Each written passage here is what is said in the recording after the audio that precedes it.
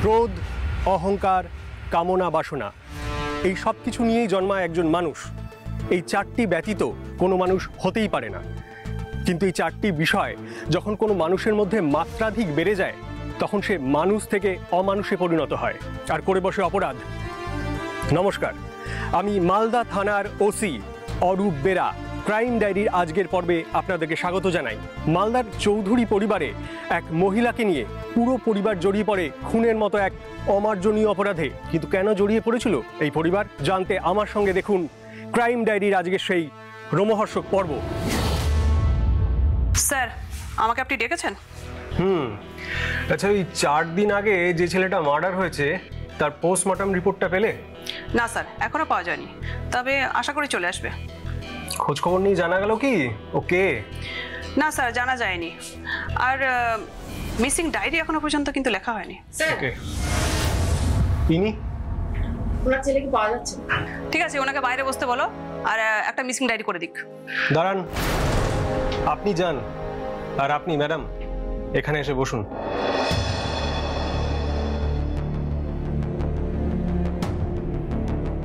বলুন কি হয়েছে? আমার ছেলে সুমন আজ 10 দিন হলো নিখোঁজ।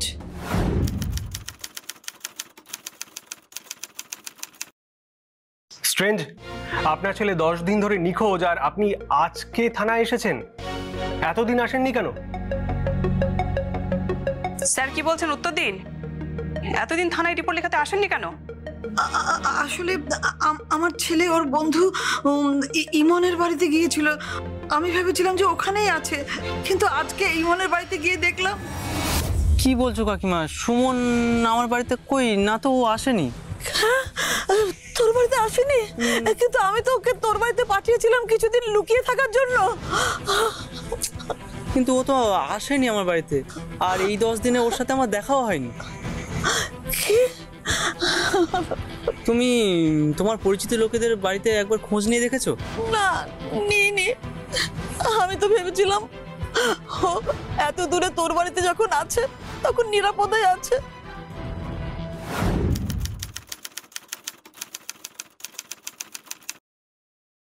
কিন্তু তুই তো বলছিস তোর বাড়িতে আসেনি। কোথায় গেল আমার ছেলেটা? কাকিমা কাকিমা তুমি শান্ত হও, তুমি কেঁদো না। আমার মনে হয় তোমার লোকাল থানায় একটা ডায়েরি করে দেখা দরকার। কি? থানায় ডায়েরি করব? হ্যাঁ। আপনার ছেলে কি কোনো অপরাধ করেছিল যার জন্য আপনি ওকে লুকিয়ে থাকতে বলেছিলেন? না না স্যার, আমার ছেলের মতো সন্তান যেন সব মায়ের ঘরে ঘরে জন্মায়, আমি ঈশ্বরের কাছে এটাই প্রার্থনা করব স্যার। তাহলে কি এমন কারণ ছিল যে আপনার ছেলেকে লুকিয়ে বন্ধুর বাড়িতে থাকতে পাঠিয়েছিলেন? দেখুন, চুপ করে থাকবেন না। কেন আত্মীয়র বাড়িতে না পাঠিয়ে আপনি আপনার ছেলেকে ওর বন্ধু ইমনের বাড়িতে পাঠিয়েছিলেন?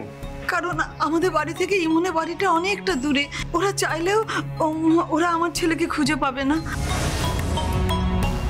কারা, কাদের থেকে আপনি আপনার ছেলেকে লুকিয়ে রাখতে চাইছিলেন আর কেনই বা চাইছিলেন? ওই চৌধুরী বাড়ির লোকদের কাছ থেকে আমার ছেলেকে বাঁচানোর জন্য আমি ওর বন্ধু ইমনের বাড়িতে পাঠিয়েছিলাম ওকে। কেন? চৌধুরী বাড়ির লোকের সঙ্গে আপনার ছেলের কোনো শত্রুতা ছিল? না না স্যার, ওরা না জোর করে ওদের বাড়ির ওই বিধবা মেয়ের সাথে আমার ছেলের বিয়ে দিয়ে দিয়েছে। আমি ওই চৌধুরী বাড়িতে ওদের সব ওই সেলাই ফোরের কাজ বাড়িতে এনে করতাম, আর আমার ছেলে সুমন সেগুলো ওদের বাড়িতে দিয়ে আসতো। সেদিনও সুমনকে চৌধুরী বাড়িতে পাঠিয়েছিলাম, কিন্তু ওর আসতে দেরি হচ্ছিল বলে আমি এই অসুস্থ শরীর নিয়ে ওদের বাড়িতে গেলাম। আরে মাসিমা, আপনি এত রাতে? আসুন আসুন, ভিতরে আসুন। টাকা পয়সা লাগবে? হ্যাঁ, সুমন আমাকে বলছিল আপনার শরীরটা নাকি খুব খারাপ, তো আপনি কষ্ট করে আসতে গেলেন কেন? আমি না হয় সুমনের হাতে কালকে পাঠিয়ে দিতাম টাকাগুলো। না না বৌমা, আমি টাকা পয়সা চাইতে আসিনি। আমি এসেছি সুমনের খোঁজ করতে। দেখো না বৌমা, এতটা রাত হয়ে গেল, আমার ছেলেটা এখনো ফিরলো না, তাই আমি তোমাদের বাড়িতে এসেছি ওর খোঁজ নিতে। ও তো আমাকে জামা কাপড়গুলো দিয়েই সঙ্গে সঙ্গে চলে গেছে। আচ্ছা, ওর কাছে কোনো মোবাইল ফোন নেই? আমাদের মতো মানুষদের কি মোবাইল ফোন কেনার ক্ষমতা থাকে বৌমা? বৌদি, ও বৌদি,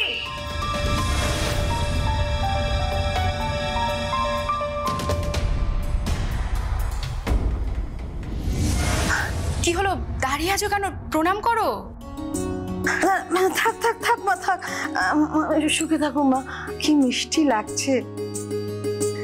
বৌমা, দিদিমণিকে কি আবার বিয়ে দিয়েছো? হ্যাঁ, আজই তো তোমাদের, আসলে ও তো আজকেই আমাদের বাড়িতে এসেছে অষ্টমঙ্গলা কাটাতে। খুব ভালো। আমি না এখন যাই, আমি দেখি আমার ছেলেটা এখনো বাড়ি ফিরলো না। না, কোথায় যে গেল না আমার ছেলেটা। তারপর বাড়িতে এসেও দেখলাম আমার ছেলে না আসেনি। আমি আমি আশেপাশে সব জায়গায় খুব ভালো করে খোঁজ করলাম, কিন্তু কোথাও না আমার ছেলেকে পেলাম না। সারাটা রাত আমি আমার ছেলের আশায় পথে বসে থাকলাম, এখনো এলো না কেন? বাবু, বাবু। মা, ও মা, মা তাড়াতাড়ি দরজাটা খোলো মা। বাবু, বাবা, বাবু এসেছে। মা, বস বাবা, বস বস। কি বাবা, কোথায় ছিলি বাবু? কোথায় ছিলি বাবা? কোথায় ছিলি? কি বাবা? এই, তুই কি খেয়েছিস? মা, ওরা আমাকে সুতা পিসের সঙ্গে জোর করে বিয়ে দিয়ে দিয়েছে মা। আমি কোনো মতে সুযোগ পেয়ে ওখান থেকে পালিয়ে এসেছি। জোর করে বিয়ে দিয়ে দিয়েছে মানে কেন? ওসব কথা বলার সময় এখন নেই মা। ওরা আমাকে খুঁজতে যে কোনো সময় এখানে চলে আসতে পারে। আমি আমি কি করবো কিচ্ছু বুঝে উঠতে পারছি না। তুই তাহলে তোর মাসির বাড়ি চলে যা। কিন্তু ওরা তো আমার মাসির বাড়িও চেনে মা। কি হবে এখন? কি করবি তুই? আচ্ছা, তুই এক কাজ কর, তোর ওই ইসলামপুরে এক বন্ধু আছে না, যেখানে তুই আমি নিয়ে গিয়েছিলি, কি জানো নাম, ইমন। বাবা, তুই ইমনের বাড়িতে চলে যা। ওখানে ওরা তোর হদিশ পাবে না। পরিস্থিতি ঠান্ডা হলে আমি তোকে নিয়ে আসবো। তুই চলে যা, ইমনের বাড়ি চলে যা বাবা। তুমি ঠিক বলেছো মা, ইমনের বাড়ির হদিশ ওরা পাবে না। আমি চলি মা। তুমি তুমি সাবধানে থেকো মা। ওরা যদি আমাকে খুঁজতে আসে তুমি বলো আমি এখানে আসিনি। আমি চলি মা।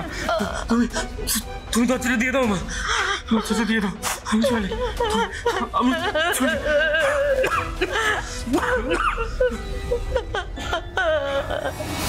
স্যার, দয়া করে যেখান থেকে হোক আপনি আমার ছেলেকে খুঁজে এনে দিন স্যার। আমার ছেলেটাকে খুঁজে এনে দিন, ওই আমার একমাত্র সম্বল। আচ্ছা, আপনার ছেলের কোনো ছবি এনেছেন? না স্যার, ওর ছোটবেলার ছবি আমার কাছে আছে, কিন্তু এখনকার কোনো ছবি তো আমার কাছে নেই। ম্যাম, তুমি যাও।